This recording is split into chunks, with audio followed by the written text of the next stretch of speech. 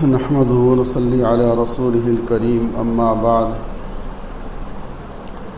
عن عبد الله بن بسر رضي الله تعالى عنه قال جاء أعرابي إلى النبي صلى الله عليه وسلم فقال أي الناس خير فقال طوبى لمن طال عمره وحسن عمله قال يا رسول الله صلى الله عليه وسلم أي الأعمال أفضل قال أن تفارق الدنيا ولسانك رطب من ذكر الله أو كما قال عليه الصلاة والسلام۔ مسند احمد اور ترمذی کی یہ روایت ہے۔ عبداللہ بن بسر رضی اللہ تعالیٰ عنہ ایک صحابی ہیں، وہ فرماتے ہیں کہ ایک مرتبہ ایک اعرابی تشریف لائے۔ اعرابی کہتے ہیں دیہاتی، چونکہ مدینۃ النبی صلی اللہ علیہ وسلم تو بہت چھوٹا سا اس وقت قصبہ تھا اور دور دور دیہات تھے، تو وہاں سے جب کوئی آتا تو وہ اللہ کے نبی صلی اللہ علیہ وسلم کی خدمت میں حاضر ہوتا اور مختلف پھر سوالات کرتے، یعنی اپنی معلومات کے لیے، عمل کے لیے۔ اور علماء نے لکھا ہے کہ صحابہ رضی اللہ تعالی عنہم منتظر رہتے کہ کوئی آئے اور سوال کرے تاکہ ہمیں بھی سیکھنے کا موقع مل جائے۔ اور چونکہ اعرابی یعنی جو دیہاتی لوگ ہوتے ہیں، صاف ستھرے اور اس قسم کے بالکل سادہ، کوئی تکلفات ان کو نہیں آتے، تو بس وہ جس کو کہتے ہیں اسٹریٹ فارورڈ یعنی بات کرتے ہیں اور بالکل ان کی جو ہے کوئی جھجک نہیں ہوتی۔ تو یہ ایک اعرابی تشریف لائے اور پوچھنے لگے کہ یا رسول اللہ صلی اللہ علیہ وسلم ای الناس خیر، کہ لوگوں میں سے سب سے بہتر کون ہے، یعنی کس قسم کا آدمی ایسا ہے جو خوب کامیاب ہونے والا ہو، جو بہترین جس کی زندگی ہو اور اس کا انجام بھی اچھا ہو۔ تو آپ نے فرمایا کہ طوبی لمن طال عمرہ وحسن عملہ، وہ شخص جس کی عمر زیادہ ہو اور عمل اچھے ہوں، یعنی اللہ نے اس کو یہ انعام دیا ہو کہ عمر بھی اس کی خوب ہو ماشاءاللہ اور اعمال بھی اچھے ہوں۔ عمر زیادہ اسی وقت اچھی ہے جب اعمال اچھے ہوں، اور اگر اللہ نہ کرے کسی کے اعمال برے ہوں تو پھر اور وبال ہے۔ تو فرمایا بہترین آدمی وہ ہے کہ جس کی عمر زیادہ ہو اور اعمال اچھے ہوں۔ انہوں نے پھر پوچھا کہ یا رسول اللہ صلی اللہ علیہ وسلم ای الاعمال افضل، کہ اعمال میں سے افضل عمل کون سا ہے، یعنی ایسا عمل جو سب سے بہترین ہو وہ کون سا ہے؟ آپ نے فرمایا کہ ان تفارق الدنیا ولسانک رطب من ذکر اللہ، کہ تو اس حال میں دنیا سے رخصت ہو کہ تیری زبان اللہ کے ذکر سے تر ہو۔ فرمایا سب سے بہتر عمل یہ ہے کہ تیری زبان اللہ کے ذکر میں ایسی مشغول ہو اور اتنے ذوق و شوق اور محبت کے ساتھ تیری زبان سے ذکر اللہ ہو کہ موت کے وقت بھی خود بخود ذکر تیری زبان پہ جاری ہو۔ اور یہ اسی وقت ہوتا ہے جب آدمی اپنی زندگی کے اندر اس پر عمل کرے گا۔ جب جو وقت اللہ نے ہمیں اختیار والا دیا ہے، جب ہم اس وقت میں ذکر کی کوشش کریں گے اور کثرت کے ساتھ ذکر کریں گے تو اللہ رب العزت نہ چاہتے ہوئے بھی زبان سے نکال دیں گے۔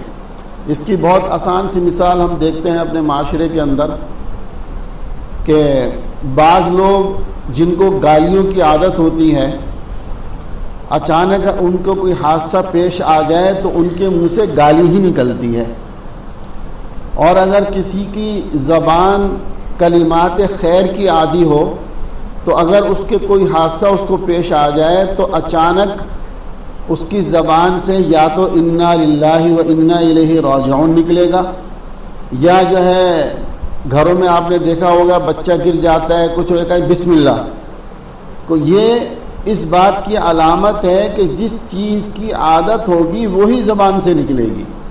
اور متعدد ایک چھوٹا سا رسالہ کسی نے لکھا تھا، اس کے اندر ایسے لوگوں کے واقعات تھے کہ موت کے وقت کیا کیا حالت پیش آتی ہے۔ تو اس میں بعض لوگوں کے بارے میں لکھا جن کو اللہ ہم سب کی حفاظت فرمائے، کہ جن کو گالیوں کی عادت تھی، جب مرنے کا وقت ان کا قریب آیا تو لوگ ان کو کلمے کی تلقین کر رہے تھے اور ان کے منہ سے گالیاں نکل رہی تھیں۔ اسی طرح ایک شخص کے بارے میں لکھا تھا کہ وہ بس کا کنڈکٹر تھا۔ تو یہ جو ہوتے ہیں نا بس کے کنڈکٹر، وہ لالو کھیت اور لی مارکیٹ فلاں فلاں فلاں، بڑے تواتر سے یہ گردان پڑتے ہیں جن جن اسٹاپوں پر وہ جہاں سے گزرتے ہیں۔ تو وہ بیچارہ کوئی ایسا ہی تھا، نماز وغیرہ سے دور تھا، دین سے دور تھا۔ جب مرنے کا وقت ہوا لوگ اس کو کلمے کی تلقین کر رہے تھے اور اس کے منہ سے وہی الفاظ نکل رہے تھے وہ جو دن میں وہ بولتا تھا کہ فلاں جگہ فلاں جگہ فلاں جگہ۔ تو ایسے متعدد واقعات ہیں، ان سے عبرت پکڑنی چاہیے اور اللہ سے مانگنا چاہیے کہ اللہ ہمیں اس حال سے محفوظ فرمائے۔ تو یہ اسی وقت ہے جب آپ توجہ کے ساتھ ذکر اللہ کریں گے، ایسی عادت پڑ جائے کہ رات کو آنکھ کھلے کروٹ لیتے وقت بھی بے ساختہ آپ کے منہ سے اللہ نکل جائے، بے ساختہ لا الہ الا اللہ نکلے، تو انشاءاللہ پھر اللہ رب العزت اس آدمی کو ایسا بنا دیتے ہیں کہ پھر انشاءاللہ مرتے وقت بھی اس کو ذکر اللہ نصیب ہو جائے گا۔